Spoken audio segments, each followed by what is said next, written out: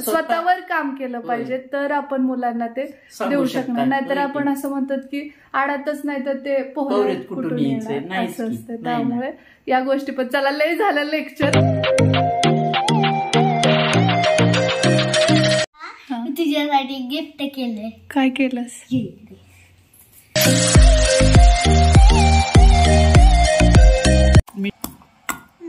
त्यामुळे आधी त्यांचा बाळ आहे ना ते पोटात होतं ना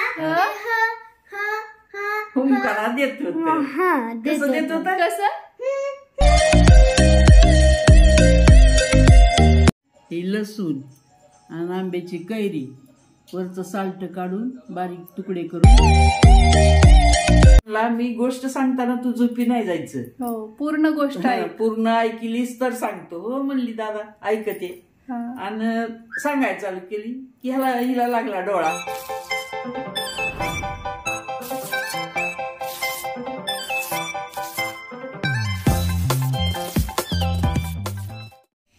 नमस्कार. आपल्या चॅनलवरच्या आणखी एका नवीन व्लॉगमध्ये मी वर्षा तुमचं अगदी मनापासून स्वागत करते. तर खूप दिवसापासून सातत्याने रिक्वेस्ट येते की कैरीची चटणी जी आहे त्याची रेसिपी दाखव. तर मोस्ट रिक्वेस्टेड व्हिडिओ आहे हा. कारण की त्यांचं असं होतं की आई आहे तर मग आईच्या हातची दाखव. म्हणून मग म्हटलं की आज तुमच्यासोबत मी तीच शेअर करू. आणि त्यानंतर एक छानसं सरप्राईज म्हणा किंवा एक छानशी गोष्ट तुम्हाला दाखवायची आहे. तर ती काय आहे हे पाहण्यासाठी हा व्लॉग पुढे पाहत राहा कारण खूप एक्सायटेड आहे. अगोदर आपण रेसिपी आईला सांगूया करायला. मी शूट घेते आणि थोडीशी मदत पण करणार आहे मी तिला. कारण की तिला तितकं होत नाही. म्हणजे ती खूप छान बनवते पण काही गोष्टी उठून पटापट घेणं ते वगैरे होत नाही. त्यामुळे मग मला थोडीशी तिला मदत करावी लागेल. तर मी तुम्हाला दाखवते की आईच्या हातची कैरीची चटणी कशी बनवायची. चटणी वॉटेवर. तर चला. काय कीर्तन बघायला काय चाललंय? जवसच्या ह्याच्यातलं कचरा काही खडा हे असल्याला बघते.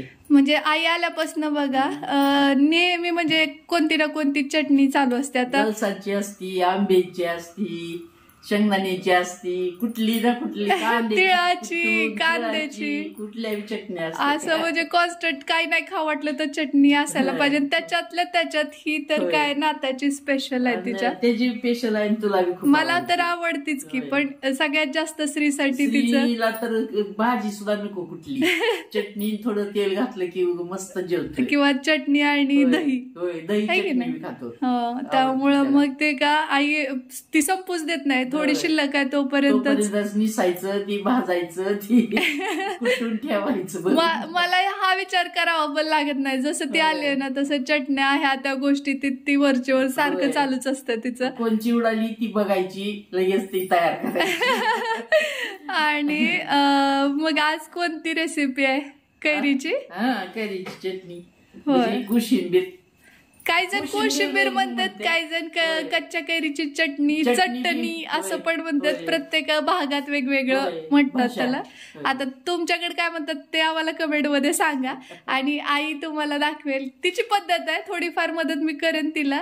पण ती गेल्या वर्षी पण तिने शेअर केली होती. गेल्या वर्षी तू इथं होतीस ना त्यावेळेस ह्यांचा बंदोबस्त लागला होता त्यावेळी तू आलतीस. त्यावेळेस आपले 50,000 सबस्क्रायबर होते. आता 1 लाखाच्या पुढे गेलेत आणि त्याच्यावर पण 21,000 आता वरती झालं. त्यामुळं कसं फॅमिली वाढली आहे. त्यामुळं नवीन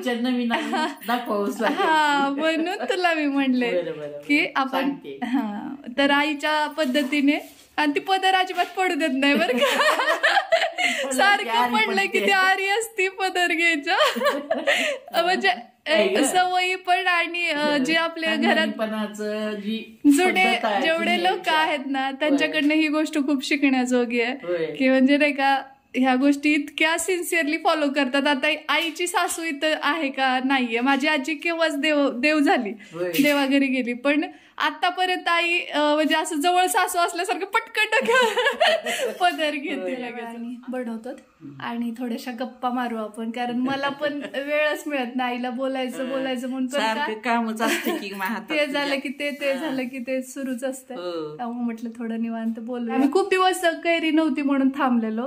कमेंट खूप दिवसांनी येत आहेत की आईच्या हातची कैरीचं हे दाखव म्हणून. पण मग म्हटलं की आता आहे कैरी तर बनवूया, आणि जास्त काही लागत पण नाही आम्हाला, एका आंब्याची बनवली तर भरपूर होते. होय, सरत नाही. तर मग आई तू दररोज या टायमिंगला कीर्तन ऐकत बसतेस, आणि कीर्तन झालं की परत श्रीकृष्ण, परत जय हनुमान, अशा लिंकच आहे. 3-4 तास जातात माझे त्याच्यातच. कॉन्स्टंट देवाच्या मालिका ती ऐकत बघत बसते. आणि मी तिकडे असते तर मला आवाज पण येतो, आणि इनडायरेक्टली म्हणजे आवर्जून जरी मला कधी नाही झालं तरी कानावरती ते सतत पडत असतं देवाचं नामस्मरण म्हणा, कीर्तनातले अभंग म्हणा, काही बऱ्याच गोष्टी म्हणजे ते त्याच्यात सांगायला शब्द न शब्द ऐकायला येतोय. सगळं एक ना एक. आणि स्त्रीचं जरी खेळायला चालू असलं तरी त्याला पण अचानक जर विचारलं नाही ना की बाळा आता अच्युतम केशवम याच्या पुढे काय, की लगेच सांगतोय तो. त्याचं रिझन म्हणजे त्याचं खेळण्याकडे लक्ष असते. असं त्यामुळे मग तो एक प्लस पॉइंट आहे. आणि चांगलं ऐकलेल्या कुठल्याही गोष्टीचा आपल्यावर खूप चांगला इम्पॅक्टच पडत असतो कधीही. चांगल्या गोष्टी का मग ऐकाव्या म्हणते, पूर्वजापासूनचे वाडवडील का म्हणतात की आजी असावी, ती देवाकडे जाती किंवा कीर्तन ऐकती, त्याच्यामुळे लेकरं घरात फिरत असतात, ते ऐकतात, त्यांच्यावर परिणाम होतो चांगलाच. चांगलेच गुण ऐकायला मिळतात की. आता जसं ही सुभद्रा गरोदर होती त्यावेळेस ती अभिमन्यू पोटात होता, आणि ही गोष्ट सांगत होता श्रीकृष्ण, आणि ती म्हणला मी गोष्ट सांगताना तू झोपी नाही जायचं, पूर्ण गोष्ट पूर्ण ऐकलीस तर सांगतो. हो म्हणली दादा ऐकते, आणि सांगायला चालू केली की हिला लागला डोळा. नाही, चक्रव्यूह कसं भेदावं याविषयी सांगितलं त्यावेळी सुभद्रा जागी होती, पण जेव्हा चक्रव्यूहाच्या बाहेर यायचं कसं हे श्रीकृष्ण सांगत राहिला पण ती झोपी गेली. त्यामुळे आणि त्यांचा बाळ आहे ना ते पोटात होतं ना, हुंकारा देत होत. कसं म्हणजे अभिमन्यू ऐकत होताय ना पोटात, म्हणून म्हणजे आणि ते म्हणजे बघा असं असतं, आपण घरात काय बोलतो काय वागतो सगळं. आता आम्ही दोघी बोलत होतो तो ऑटोमॅटिक आला, त्यांनी ते ऐकलं सांगितलं, म्हणजे या गोष्टीचा इम्पॅक्ट पडतोच. आपण किती जरी म्हणलो नाही म्हणलो, त्यामुळे ना जितकं शक्य होतं तितकं चांगलं ऐकायचं. आजी असावीच ना असावीच म्हणणारी त्याच्यातला काही ना काही लेकराला ऐकायला मिळते. हो ते तर आहेच, पण म्हणजे हे फक्त प्रेग्नेन्सी पुरतं मर्यादित नाही. कारण आपण काय विचार करतो की हा गर्भसंस्कार आणि तेवढे 9 महिने 9 दिवसच आपण चांगलं ऐकावं किंवा चांगलं बोलावं, वाचावं, ऐकावं. परंतु त्यानंतर सुद्धा जेव्हा मुलं जन्माला येतात त्यानंतर सुद्धा त्यांच्या कानावर जर चांगल्या गोष्टी पडल्या तरच ते अनुकरण करणार आहेत, ऐकणार आहेत, वागणार आहेत. नाहीतर मग फक्त ते 9 महिनेच आपण ते संस्कार केले, पोटात बाळ आहे तेव्हाच. आता गर्भसंस्कार हे पुस्तक त्याच थीमवर आहे अभिमन्यूच्या, की म्हणजे तो पोटात असताना श्रीकृष्णाने सांगितलं होतं चक्रव्यूह भेदायचं, आणि अभिमन्यू का मेला तर म्हणजे त्याला बाहेरच पडता आलं. ती ऐकलंच नाही ना कसं ती भेदायचं. नाही भेदता आलं पण चक्रव्यूहाच्या बाहेर पडता आलं नाही, त्यावेळेस ती नाही गुंगली. मग ह्या गोष्टीवरच गर्भसंस्कार हे पुस्तक आधारित आहे, की बाळ पोटात असताना आईने सात्विक खावं, सात्विक बोलावं, ऐकावं, चांगलं या गोष्टी. पण त्यानंतर सुद्धा मी तर म्हणते की घरामध्ये वाईट जर बोललं, क्लेश असले किंवा बऱ्याचशा गोष्टीत निगेटिव्हिटी असली तर मुलं सुद्धा तसंच वागतात, तसेच चिडचिडे बनतात, आणि बऱ्यापैकी पॉझिटिव्ह बोलत राहिलं पाहिजे. आणि कसं जे अनुभवतय माणूस अनुभवानच सगळं कळतंय सुद्धा, आणि हुशार सुद्धा होते. बरोबर. म्हणून हे अनुभव आयुष्यावर अनुभव घेत राहिलं पाहिजे. बरोबर. त्यामुळे चांगल्याची संगत करा, छान छान पुस्तकं वाचा, आणि अवांतर जो वेळ असतो त्याच्यामध्ये चांगले मोटिवेशनल स्पीकर खूप चांगले आहेत, तर ते तुम्ही ऐकू शकता. खूप काही आहे, फक्त आपला वेळ आपण कुठेतरी वाईट गप्पा गोष्टी कुणाच्या तरी चाड्या चुकल्या करण्यापेक्षा वेस्ट घालवतोय का हा विचार निश्चितपणे आपण करायला पाहिजे.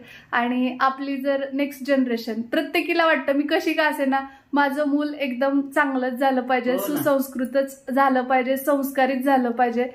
पण त्यासाठी मुळात आपण थोडंसं स्वतःवर काम केलं पाहिजे, तर आपण मुलांना ते देऊ शकणार. नाहीतर आपण असं म्हणतात की आडातच नाही तर ते पोहरेत कुठून येणार असं असतं. त्यामुळे या गोष्टी पण. चला, लय झालं लेक्चर, आता चटणी बनवू आपण. होय. तर मग आता काय काय साहित्य घेऊ मी, सांग मला. आता होईल कैरी तर घ्यायचीच, आणखी शेंगदाणे कच्चेच टाकायचे ना, लसूण 4 पाकळ्या, पुन्हा जिरी, मीठ, थोडस तिखट टाकायचं. ते सगळं घेते साहित्य आणि मग तू ते करून दाखव. होय मी तुझ्यासाठी गिफ्ट केलंय. काय केलंस? हो हो, किती सुंदर. हे काय काय आहे बरं? आणि हे कसं केलंस? लोहचुंबक आहे.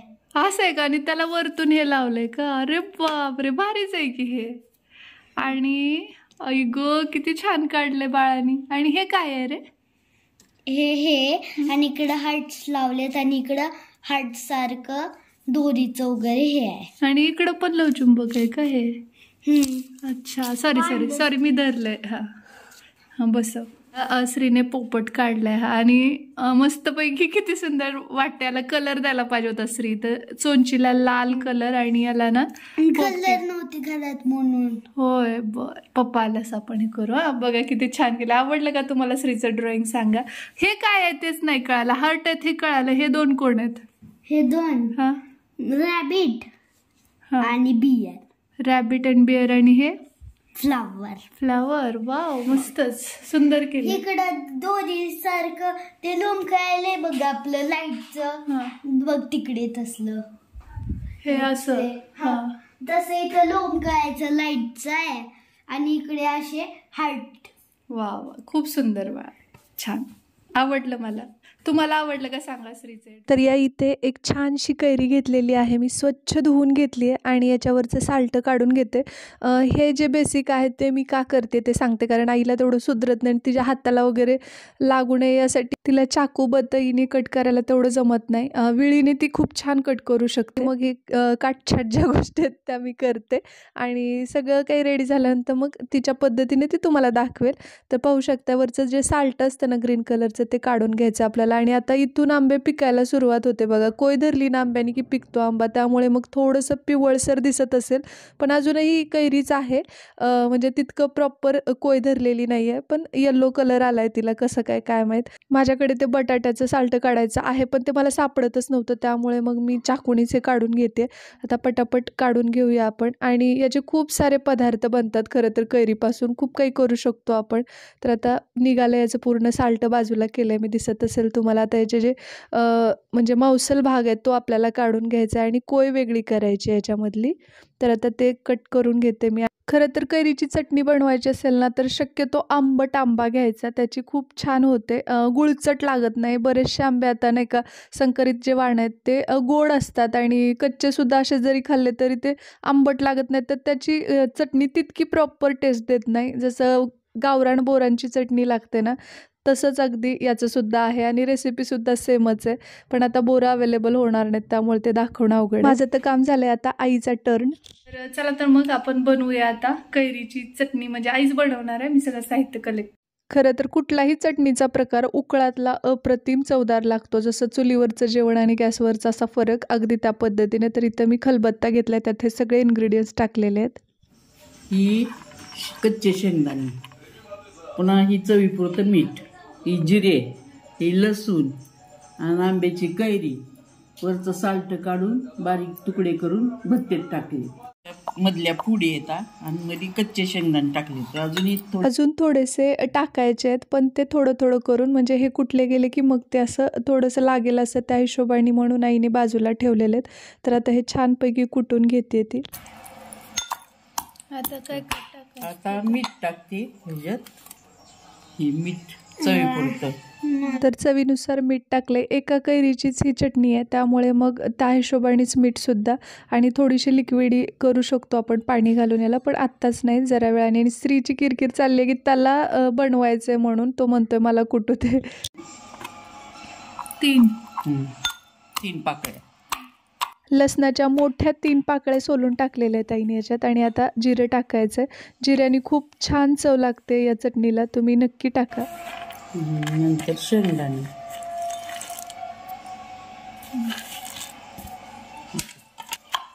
ही शेंगदाणे जास्त का टाकायचे, आंबटपणा मरतो म्हणून जरा शेंगदाणे जास्तच टाकायचे.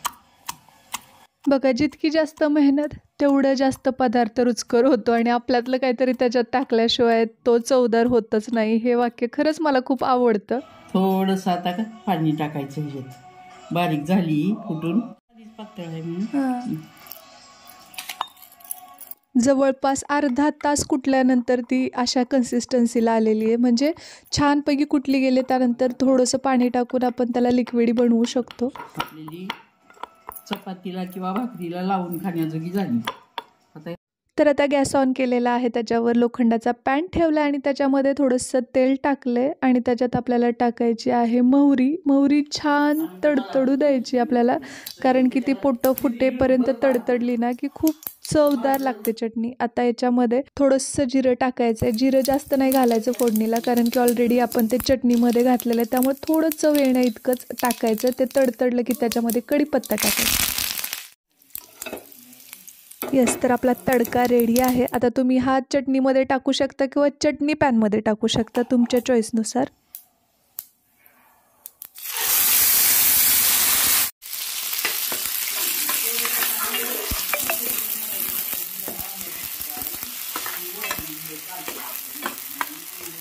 आता ही चटणी स्त्री पण खाणार आहे आणि जास्त तिखट झाली ना तर त्याला आवडणार नाही किंवा मग तो टाळतो खायचं, म्हणून मग काय केलं आम्ही, थोडंसंच टाकलं आहे तिखट. पण जर तुम्हाला झणझणीत आवडत असेल ना तर तेलामध्येच फोडणी घालताना चटणी टाकायची. खूप छान आणि झणझणीत टेस्ट येते. आता वाटीत काढून घेतली आहे मी, पाहू शकता किती टेम्पटिंग दिसते. तर कशी वाटली तुम्हाला रेसिपी ते सांगा मला. आय होप निश्चितपणे तुम्हाला आवडली असेल आणि अगदी कमी वेळेमध्ये होते. तुम्ही फक्त मोजून 5 मिनिट लागतात मिक्सरमध्ये केली तर, आणि कुटून करायची असेल उकळात किंवा मग खलबत्त्यामध्ये तर मग 15-20 मिनिट लागतात, कारण ते बारीक होईपर्यंत थोडासा तुम्हाला वेळ द्यावा लागतो. पण उकळात आणि खलबत्त्यात कुटलेली आहे ना ती टेस्टी लागते जास्त तुलनेने आपल्या म्हणजे मिक्सरमध्ये. अगदी झटकीपट होते पण तितकी चव लागत नाही. शेवटी तुमच्याकडे जर भरपूर वेळ असेल तर तुम्ही तुमच्या चॉईसनुसार तुम्ही करू शकता कशी करायची ते. तर चला, या नोटवरच आजचा हा व्लॉग मी इथेच थांबवते. भेटते तुम्हाला लवकरच उद्याच्याच नवीन व्लॉग सोबत. तोपर्यंत जय हिंद, जय महाराष्ट्र, जय जिजाऊ, जय शिवराय.